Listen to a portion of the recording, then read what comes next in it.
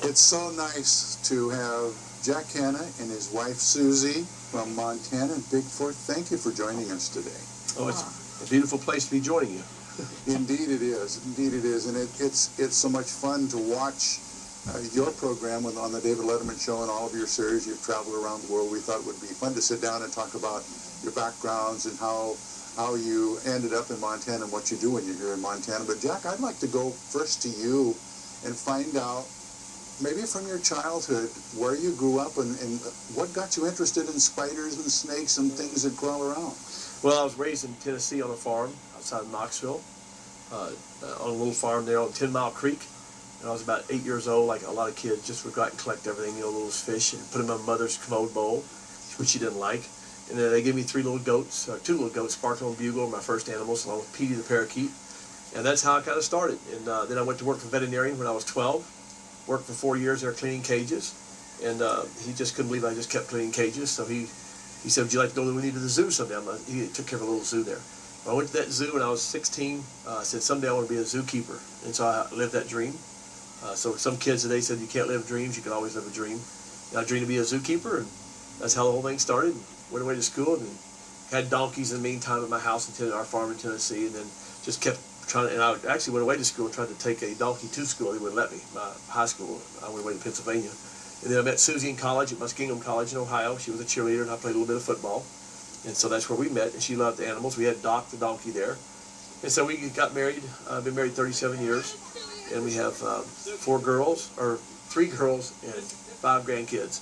So that's kind of the little history there. Then as far as my television and stuff like that, I went and helped build the Knoxville Zoo, then the Central Florida Zoo in Orlando. I left there in 1975. Our daughter Julie got cancer, so we had to go back to Knoxville, to St. Jude's in Memphis. And then from there we went to Columbus, Ohio in 1978, where I've been ever since. Columbus Zoo now is the largest zoo in North America. We've had a lot of great people help us build that zoo. My office is still there, but Suzi and I are on the road about 200 days a year filming the series, our new series, Into the Wild. It'll be shown here very shortly. Of course, Jack Hanna's Animal Adventures has been on for 12 years. And then TV started, for example, Good Morning America I started in 1983 on ABC. And I've done the show every month for that many years, 23 years. So we've done that every month. And then we started David Letterman in 1985, which we do again in November. We do four of those a year. Then we started Maury Povich about 8 years ago. We do specials for him. I just got through taping a 1-hour Larry King special last week in New York. We do Greta Van Susteren. We do Nancy Grace. We do John Kasich show on Fox. We do a lot of shows. So there's no, the animal world has loyalty to every network. Suzi, do you share the same enthusiasm for some of the wilder animals that Jack's been involved with, or do you kind of keep your distance? I do, but just to let you know, when we got married, we danced to Born Free, and I've never met another couple that danced to Born Free at their wedding, so absolutely. And I've raised many, many animals at home, and that was always a privilege to me. I can remember one of my daughters brought a friend home, and she saw a little white tiger in the kitchen, and the little white tiger was clawing my legs because it was hungry. And she said, Mrs. Hanna, do you really enjoy this? And I was shocked by the question because I just felt that I was so honored to be able to do it. And I said, oh, honey, I said, I absolutely love doing this. She said, oh, my mom would hate it. And I was totally surprised by that comment. But yes, absolutely. I adore wildlife. I tried to get her to breastfeed a chimpanzee once. True story. She was breastfeeding my daughter, and my chimpanzee wouldn't eat, so she didn't do it because the chimp didn't really need it that bad. I said the reason why I didn't is because I knew my husband would tell the whole world, and that wasn't something I would want the public to know. But no, that didn't happen. Just for the record, it didn't happen. This is something I want to ask you both, and that being, are you surprised, Jack, at what has happened to you as far as your career? I mean, you just wanted to be a zookeeper, it sounded like. Sue will tell you, I think that I'm still the same Jack Hanna I've always been. Some people let television get to their heads. Television has been very good to me, but I take it like you play golf. It's here today and gone tomorrow. Even though I've been doing it for 26 years now, every day is just another day for me. I have fun doing what I do. When I don't have fun doing my animal shows, I won't do any more animal shows. My whole life's been that way. my life is work. I have no. It's too bad I don't play golf or tennis. We love why we're out here because we love to hike. That's why we're in Montana right now. So I guess to answer your question, I have fun doing what I do. Television, I don't take seriously. You can see that if you watch the shows I do. Good Morning America, I have to obviously be serious. They use the word expert. I don't like that word. They use the word celebrity. I don't let anybody call me celebrity. A star, all that kind of stuff. I'm just a character, so to speak. The Jungle Jack Hanna character. Because I just, we don't do limos. We don't do all that kind of stuff unless someone, we're just normal people. That's all. We haven't changed a bit. I think. Susie, how about you? You surprised?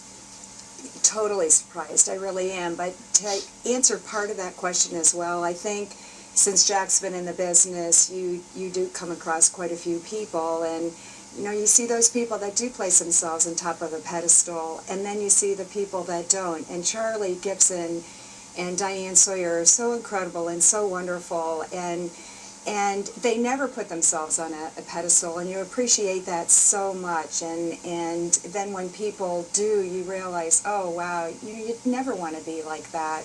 But Jack has never changed. He never would. I could tell when I talked to you on the telephone that there's a lot of people in the business that just don't want to talk to folks like us, and not that way. Sue will tell you, I do print interviews, all sorts of interviews every day, and I do the best I can do to get them all in. We answer every bit of mail we get, obviously with email now, which I don't have. I mean, I have it, but I don't have a computer. I believe in writing letters, and that's what we do. Every child, every adult that writes me gets an email or something back once. Now some kids have that email, so easy for them just to, act like I'm their next door neighbor and I can't keep up with it all. But no, it makes a difference to me if there's 3 viewers of your show or 3 million. When I do David Letterman, I don't see anything out there except David Letterman. I don't look at the audience. I mean, I look at them, but I don't see any difference when I do interviews. Like interviewing right now, I interviewed the same something. If I'm interviewing Tom Brokaw or somebody like that, I don't change who I am or by the viewing audience. I don't judge interviews I do by the amount of people. As you know, some people do interviews by the amount of millions are going to watch it. We just never have done that. Somebody, don't worry about that. It won't be millions. Well, it'll be 10. I don't care. Somebody once asked me why I fell in love with Jack, and I said number 1 is personality, but number 2, I said with Jack, what I loved about him is the fact that he would feel comfortable talking with the bums in the Bowery. That's what I always said, or in a tuxedo at the White House. He's just comfortable in whatever position he's in, and I adored that about him. Jack, maybe we could talk about some of the things that may have happened to you, anything that you can think of that in your travels around the world that maybe put yourself in a situation you wished you wouldn't have. Well, hopefully you'll have some footage here. I'm hoping of Suzi and I taking mud baths with warthogs in Africa last spring, and elephants as well. This guy here. We've had so much stuff happen to us. I've almost lost my left thumb to a beaver on the David Letterman show, of all things. I've been bitten by a 19-foot anaconda. Almost lost this part of my hand over here. So, things happen with animals. I'm not the crocodile hunter or Jeff Corn. These are all nice guys. They know what they're doing, but we try to film animals just as the animals are. So if I'm hurt or something happens to me or one of my crew, it's our fault, not the animal's fault. Matter of fact, if you know anything about animals and what happens, 95% of the time, it's never the animal's fault when there's an accident. It's usually a people's fault. But we've had, my gosh, we've had planes go up and down in the Kalahari Desert. I thought we were going to never get out alive. We've been rafting in Costa Rica and other areas. These rapids are incredible, even here in Montana. We've been to the South Pole, Antarctica, where we're out with 10,000 penguins on an ice floe. We've been in the North Pole with polar bears. We've been in the Himalayas at 16,000 feet with, it looks like Indiana Jones with rock houses. We've been in India on elephant-back. We've been in 52 times or so to Africa. But our real love right now, Suzi and I, is Rwanda in Central Africa. We're doing a lot of work there with the people, the schools, the orphanages, the gorillas there, obviously, the mountain gorilla. President Kagame, the new president of Rwanda, is just a phenomenal guy. It's the most incredible turnout of any country in Africa. We have a little cottage at the base of the mountain gorilla. It's the closest cottage probably to where the gorillas live, other than the few locals. But that's going to be what our life, over the next few years, we're going to dedicate our lives to Rwanda because we can see the results there. Suzi, how did the two of you coordinate all of this? It just sounds like you would need a staff of 200 or something. You're so sweet to say that. It really isn't that difficult for me. I'm the one that's lucky. I just kind of go along for the ride. But for Jack, I think sometimes it does take a toll. It's quite a demand on your body when you're that busy and you're on the road all the time. I have to say, for him, it's more difficult. But for me, But you have to have support, though. For her. She has to. If you don't have somebody like her to support, give me advice on what to do, what not to do, that kind of stuff. That's very, very important because we are on the road 200-something days a year. I've got like 60-something speeches already lined up for next year. I'm trying to film a new television series. I represent Anheuser-Busch with all their Busch Gardens and SeaWorld parks. I'm the executive director emeritus of the Columbus Zoo in Ohio. So I've written 7 books. So I have a lot of jobs, but she helps me with all my jobs. How long are you going to be able to keep up this pace, do you think? Well, no, we're going to start toning down here in 24 months. Oh, yeah? Yeah, the Columbus Zoo, I'm going to do another contract for 2 more years, and the Anheuser-Busch people 2 more years and stuff like that, So we know, because we want to get out here and be able to hike, go see our grandkids and hike in the mountains. That's what we came here for. I mean, it doesn't get much prettier than this. It doesn't. Let's talk about how you ended up from Tennessee in Montana, and why did you pick Montana? My brother had been coming out here for years, just camping and stuff in Tennessee on the farm there, but I came out here in 1986 to help with the zoo in Billings, the zoo they're trying to build there. There wasn't a zoo there. So I came out there every year for 5 years trying to help, and the Northwest Airlines plane broke in '86, and it wasn't going back that day. So I said, I'm going to drive around. Drove around up the Stillwater Valley there, outside of Red Lodge up near Absorkey, Fishtail. Found me a little lot up there, and we built a little 3-room cabin up there. We stayed there until '96. I came up here to cover the fires for ABC back when that was in when did Yellowstone burn? '88, I think so. Anyway, I helped cover the fires for the ABC, and I saw this lake. I said, someday, Sue, we got to live on this lake. So we kept coming up here all the time, looking. Finally, in 1995 or '6, we found this piece of property that nobody wanted right here. You're sitting on it because this goat couldn't even walk on this piece of property. And we went ahead and got this piece of property, and this is how we're here. And we love all Montana. I've been all over the world, and all I want to do is she and I is get in our camper and discover Montana. I mean, we discovered a lot of it, but I could spend the rest of my life in Montana. Is that your plan? It's certainly my plan. It's my favorite. It is my favorite part of the United States. I just adore it here. And she is an incredible fly fisherman. Really? Oh yeah, she's So good. you should get together with Tom Brokaw. Yeah, He loves to fish down on the Madison. Oh yeah, she's good though. We just got Yeah, southern Montana is great. See. We were just down there and fished the 5 drainages, and it's just so beautiful. Stillwater River, West Fork Stillwater, East Rosebud, West Rosebud, all over. There was an interesting story that I saw. I think Regis Philbin's wife did a story about your home and how difficult it was to build here because of the property. And I think you were both involved in that somehow, weren't you? As how are we going to build a house? Because this is where we want to build it. Yeah, at first the realtor said to us, "Oh, you don't want to look at that piece of property, it's too steep."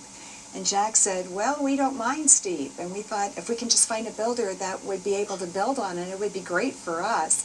And we did. We found a builder, but he said it was the most difficult foundation he ever built because of the way the land was. It was not only steep this way, it was steep this way. And the elevation had to be 27 different levels to get it right. So that was very difficult. We didn't even know it. We were in Africa when the whole thing was built. Yeah, and this one steel beam is 60 feet just from the bottom to the top. That's pretty high, just to be able to make the first floor level. I heard a story about you. You, I think, climbed a tree to see if this is really where you wanted to be. Yeah, that's how we did it. Came down here, we climbed a tree. The house could face that way, which would have been a lot cheaper. We wanted to face it where you can see 100 miles down there. Of course, right now there's a little smoke today, but you can see 3-4 mountain ranges down there at the end of the lake. People don't realize this lake is 7 miles wide and 32 miles long. I mean, it looked like it's 7 miles wide across there. A lot of guys that come here and visit me, gotten in a kayak or canoe, say, "Oh, I can get over there in an hour." Sure enough, what happens? 1 hour goes, 2 hours goes, nobody's back yet. I go get my boat. You know where they are? Not even halfway across. And it's a very dangerous lake, as you know. If you got to pay attention to this lake. Yeah. We just lost a life out here a couple of weeks ago, and we've been here 10 years now. And I admire that, respect that lake. It's one of the magnificent sights and lakes in the world. People. The only reason I say I realize it because I've been all over the world and seen some beautiful lakes. But this is the top one. No, I guess that's what I was going to say. You've had an opportunity to see an awful lot, and the people who live here sometimes forget what we have. Yeah. You know, I always say to people, you don't have to have money or be wealthy to be able to enjoy the gifts that nature gives you for free. And that's why Jack and I love it here so much when we go hiking, because every day there's something special that you see.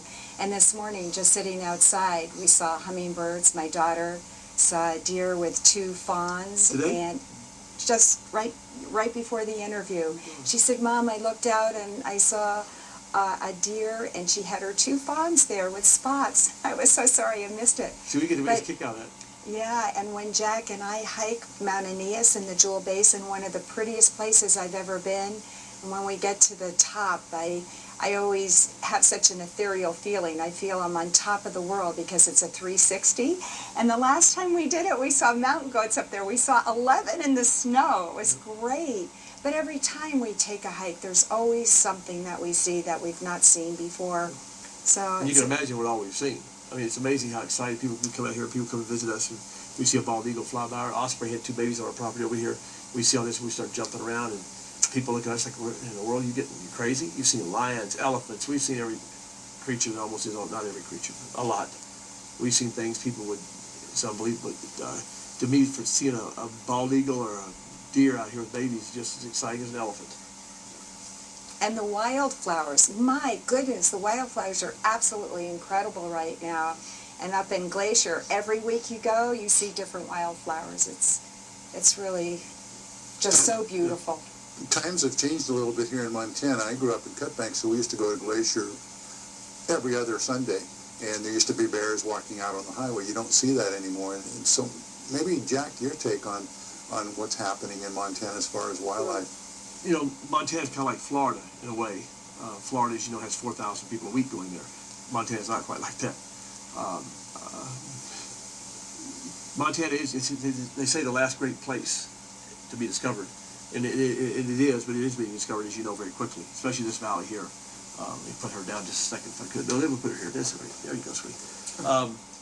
It's a tough decision. You know, the wildlife people, the department, they have a tough job to try and hopefully developers will develop in the proper way.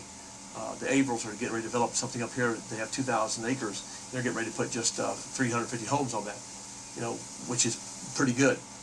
But I think that what's happening now is that it's up to the people of Montana, hopefully, to protect what they have. There are people coming in here. You know, that's just the nature of things. A lot of young people leave Montana, can't wait to get out of here. And you know, I can see that as a young person sometimes. But you know, it's amazing the ones that want to get back in here once they have their degrees, because if you can find a job in Montana, there's no greater place in the world to live. And I've been all over, because you have everything that everybody dreams about here: the air, the quality of life, the wildlife. I think the schools are great. You know, some people talk about schools. We can all talk about it, but I've seen some. This is one of the only states left with the one-room schoolhouses with 6, 7, 8 grades in it. That's tremendous. And all these kids that come out of those schools are tremendous kids. You know, if you want to see schools, go with me to some countries in Africa or other countries throughout the world. I'll show you some schools where there's dirt floors, no books, not even pencils or piece of paper. We have a great educational system in this country, and that's the key to success of any country or any society is education. And that's what we're very big into as far as now in Rwanda. But to answer your question, what's happening in Montana is going to continue to happen. You know, some states are losing population, but I don't see it happening in this state. People of my age, the baby boomers, and even the younger people growing up, they're into this type of living and society you have here. And I just hope you can keep this going. You know, some people ask you from Montana, where are you from? And I'll say, well, I'm from Ohio. Actually, I was born in Tennessee. It's amazing when you talk to a lot of Montanans, because as you know, the state was only, it's only 100-something years old. So most of the people out here aren't from Montana. You know, they don't like it, you know, sometimes, but most of the people that come here, I think, are great people. They want to keep it as it is, you know. So I know Sue and I do. And conservation is such a big thing now, and Montana is just perfect for that. You can just see it happening everywhere as far as people trying to conserve what they have. It's so beautiful here. The weather, agree with you during the wintertime? You get a chance to pop in during the winter? Oh, yeah. You know, we live in southern Montana, up in the Vertus. Mm-hmm. You're talking about 60 below zero, 48 degrees actual temperature. And you know what I'm talking about, the Vertus, Yellowstone had the coldest place in the world 3 years ago. I mean, the coldest place in North America, even more than up in Alaska. So up here, it's, you know, nothing compared to what we were down there. But still, the snow has its own beauty. Oh yeah, we love it. Yeah, you saw my driveway. I get there. We could go skiing down it if we wanted to. I get up and shovel that thing every day. The UPS man says have the best driveway there is. And the steepest. Aw. Hopefully you have a plow and not just a shovel. Yeah, no, I like to shovel. He makes a shovel. It's not just him, trust me. Keeps you in shape, I suppose. Make everybody huh? shovel. How long will you continue to travel around the world, do you think? Well, we're going to always continue our travels to help, you know, like I said, Rwanda, places like that. But as long as we can, yeah. You know, we actually, traveling won't be the first thing I'll do. That's all I do. The first thing we're going to do is get in our camper and travel Montana. It's the very first thing I'm going to do in our entire 2 years. So if you see me running around out there with a beard and stuff, sometimes I'll just grow a beard out here a little bit, you know, just put on a ball hat and stuff. And some kid came down here a couple of weeks ago on his bicycle and said, I hear Jack Hanna lives around here. I said, really? I'll be darned, that's something else. He looked at me like this, he goes, you look something like his grandfather or something. I said, oh, thank you very much. Nice to see you. Usually I give him an autograph, didn't give him one. No, I did. He came back down. Do people leave you alone and let you have your private life here? I know family is important to you. Right now you have a large family and you're all together and enjoying that. Do people pretty much yeah. People will see me in the streets and all over the Costco, wherever I'm going, you know, and that's fine because I open my mouth and I start talking. They know me, or no matter what I wear, but I don't mind talking to people. It's just people that might say a comment or two that you know, if they've had a little partying or something going on, they'll come up and say, hey, does your feet smell? You've been stepping in the outfit, you know, that kind of stuff. You know, sure. But This is the kind of guy Jack is, though. We laugh about him because we were at the IGA, the local grocery store in town, and a couple came up to him and they said, oh, you're Jack Hanna? And he said, yes. And he started talking to him and they were camping out. And he said, well, where are you camping tonight? And they said, oh, well, we don't know. And he said, well, just come over to our house. He said, well, we'll put you up. And they came for dinner and just such a neat couple. 3 years later, Jack was doing a speech in Minnesota, and this couple came up to him and they said, do you remember us? We met you at the IGA store. He said, I can't believe it. But that's a typical Jack story, bringing people home. she doesn't bring them all home. She never says a word. Oh, it's fun. We've had dinner for 4 before, and they're not coming home with 12 people. I swear, we don't even know. 40, I met 12. 40, that's right, yeah. We had a party here real quick. We had a party here once for, I don't know, 150 of my friends and the airport people all from lights up there. So I left a little sign-up sheet for Delta and Northwest to sign up and come to the party. Well, no one understood the airport. So the whole airport, the firemen, the runway, everybody. So 175 people showed up from the airport that night, swear to God. And they had more fun than anybody. But, you know, we just went out and grabbed hot dogs at all the stores. We just, you know, had to circumvent what was happening. Are you seeing a lot of people that, I guess you don't like the word celebrity, but do you see a lot of people that are as homey as you folks both seem to be? We see a few, yeah. You know, you've got some people out here. You got Maury Povich is out here, and Connie Chung, and they're nice people.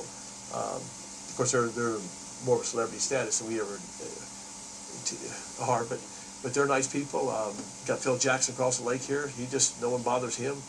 You got what is that guy supposed to be moving in here? Oh, but John Lithgow is on the other side. Yeah, he's on the side, of and then there's another guy getting ready to come in here. You know, Letterman's across the way there. I never see him. He never sees me. You know, he's very private. But you know, so far, I think it's the best thing. Tom Broke, all these people out here, most all of them, as you know, I just have 7 acres. I wasn't lived on a farm, so I don't want a farm. I have my little 20-acre farm I'll show you in a minute. My goats and chickens. I got 6 chickens. And by the way, 7 chickens. I rent my chickens. People don't believe it. I rent chickens. Because, well, yeah, I rent them in the spring when I get here. They lay all eggs all summer. He gets the chickens back in the fall. Because same thing with my cows. I rent my cows. It's right, isn't it? Because I'm not here in the wintertime. So everybody in the valley's calling me to rent something. Finally, a guy gave me 3 goats. Now some guy wants to give me 2 more goats. And I got to find a home for all the daggum goats in winter until next year. That's unreal that the people, the amount of people that are up here that are nice people, good people. Oh, yeah. I want to talk a little bit about the David Letterman thing, because we watch you all the time. And you two just seem to click. Yeah. I mean, you are so funny together. You know, it's a show when you're my age. It's a challenge. A lot of people get all wrapped. You know, you've seen a Letterman, how they get all nervous to do a Letterman show. You get worked up. You have to, because if you really want to do a good job on the David Letterman show, you have to know you have to be prepared to be. You're not going to get quicker than David Letterman, the guy's quickest there is. But I've been doing the show now. I guess Paul Schaefer and I and one other guy, the only guys who've been there since 1985. And so it's a challenge to do that show because obviously it's a show for people to laugh. You don't want to take the animals though and cheapen the animal. I don't care what you see how he talks to me. Jack, get the animals out of the truck and get out of here. I get emails all the time. How do you let him treat you that? I don't pay attention. Just like I talk to him that way. What am I going to do? What am I going to do? Get fired and lose $500 a show? It costs me more than that to even do the dumb show. But to make the answer correct, it's a challenge and it's a fun thing. And I think people learn something. There are people that are watching that show that aren't necessarily looking into conservation. They might learn something about the tiger or the camel or whatever. And I've had some of the funniest things that ever happened on the David Letterman show. I would love to have a reel of all the shows. I don't know how many we've done, hundreds. When the camel, I took the camel out and he rode it and the head went through the ceiling. Or when the beaver bit me, or when the goat took poop on all over him. It goes on and on and on. Bird got loose for 7 hours in there, and then as a singer was coming out there, the singer wouldn't even come out and sing the next act after me. And I could go on and on about that show. But when he goes, I'll go though, because that's been the fun thing. The guy, it's just like Laurel and Hardy, as far as the animal world. You know what I mean? When he goes, I'll go. He's exactly my age too. What I like is that you say, I don't know everything. Oh, He yeah, tries to pin you down on something. I know, He said, where's that camel from? I said, the zoo. I don't think he meant that, but that's what I said. Yeah. They say Jack's a walking encyclopedia of misinformation. Yeah. Probably true. So let's kind of wrap things up here, and Jack, we appreciate you being in Montana and helping to spread the word about our wonderful state. And any parting thoughts that you'd like to say to our viewers? Oh, just Sue and I feel very fortunate. We wake up every morning that we can be here. My family hopefully will continue to come here. Sue and I'll spend our last days here in Montana. That doesn't sound good. Our what's the word on that? Our senior, I like the word senior. Our remaining years, that's better. That's our better. remaining years. We don't look like seniors, do we? Huh? That works. Do we look like seniors?